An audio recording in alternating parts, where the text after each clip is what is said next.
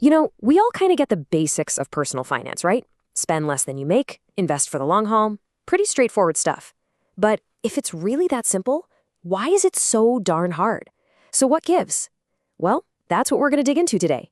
We're going to see why just knowing what to do with your money is nowhere near enough, and what the real foundation of financial freedom actually looks like. Let's get into it. We're kicking things off with this quote from the Roman poet Horace, because honestly, it just cuts right to the heart of the whole issue. This isn't just about spreadsheets and budgets. It's a battle that happens right between your ears. And get this, it's been true for over 2,000 years. I mean, who hasn't been there? You see the market take a nosedive and your stomach just hits the floor, so you hit sell. Or maybe you have a brutal day at work and suddenly that online shopping cart starts looking like the only cure. Sound familiar? Look, this isn't a failure of intelligence. So what is it then? And that brings us to the core idea of this whole explainer. The problem isn't what you know, it's what you've built on the inside. Financial success isn't really built on spreadsheets. It's built on a strong internal foundation, a psychological infrastructure that can handle the emotional storms that money always kicks up. Okay, so how do we build this infrastructure? Well, it all comes down to strengthening two absolutely critical inner muscles. These are emotional intelligence and inner discipline. Just think of them as the two main pillars holding the entire structure up. Let's break down that first one. All right, pillar one, emotional intelligence. This is basically your ability to understand and manage your own emotional state, especially when things get heated or stressful. Let's take a look at why this is so unbelievably crucial when it comes to your money. Now, what's so fascinating here is what Warren Buffett chooses to focus on. He doesn't say exceptional math skills or genius-level stock picking. He says exceptional temperament. And what is temperament really? It's just emotional intelligence in action. It's the skill of keeping your cool when everyone else around you is absolutely losing it. So, here's the key takeaway. This is not about trying to suppress your feelings or turning into some kind of robot. Not at all. It's about letting your emotions be data, not directives. You can feel the fear, but you don't have to let that fear grab the steering wheel. You acknowledge it, you understand where it's coming from, and then you choose to act based on your long-term plan, not your short-term panic. This right here, this gets to the heart of why our emotions get so tangled up with our finances. We're not just moving numbers around on a screen. We are dealing with our deepest, most primal needs and fears, our fear of not having enough, our desire for security, our very sense of self-worth. When you touch money, you're touching a live wire of human psychology. And this cycle shows exactly how we get trapped. It all starts with a trigger, right? Maybe a scary headline about the economy.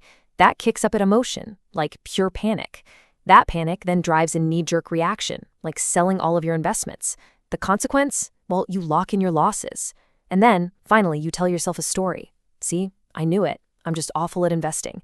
Which, of course, just makes you even more likely to panic at the next trigger. The whole game is about breaking this cycle. So how do you actually break that cycle? You start by building awareness. Just naming the feeling. Saying to yourself, wow, I'm feeling really greedy right now, can take away so much of its power. The 10-second rule, just pausing and taking a single deep breath before you click buy or sell, that can be the tiny gap between a rash decision and a wise one. These are simple but incredibly powerful ways to start building that first muscle. And that brings us to our second pillar, inner discipline. Now, I know when a lot of people hear the word discipline, they think of punishment or restriction or just no fun. But hang with me here, because in this context, it's not about that at all. It's actually a superpower, one that creates real freedom. To really get what we mean by discipline, we gotta look at this classic psychological study. You've probably heard of it, the marshmallow experiment. Basically, a child is left alone in a room with a marshmallow, and they're given a choice. The researcher tells them, look, you can eat this one marshmallow right now, but if you can wait until I get back, you can have two. It's the ultimate test of delayed gratification, right? And what they discovered about the kids who managed to wait, well, it's fascinating. And here is the big reveal. The secret to their success wasn't just raw brute force willpower. The kids who succeeded didn't just stare at the marshmallow and grit their teeth, trying to resist. That's exhausting. No, instead, they used strategies. They turned their chairs around, they covered their eyes, they sang songs to themselves. They weren't better at resisting. They were better at redirecting their attention. Discipline isn't a force, it's a skill. And this is exactly why discipline beats motivation every single time. Motivation is a feeling. It's an emotion. It comes and it goes. You cannot build a solid financial future on a feeling that might not show up tomorrow. Discipline, on the other hand, is a system. It's doing what needs to be done, whether you feel like it or not, because it's just part of who you are. So how do you build this system? You make it easy. You automate. Set up that automatic transfer to your savings account so it happens without you even thinking about it. You link the habit to your identity. Tell yourself, I'm the kind of person who invests every single month. And you celebrate the consistency, not the intensity. A small, steady habit is infinitely more powerful than one big heroic effort that you only do once a year. So there you have it, our two pillars, emotional intelligence and inner discipline. And when you bring them both together, you start to realize something really profound. True financial freedom, well, it isn't free. It has a price. And that price is paid upfront in the small choices you make every day.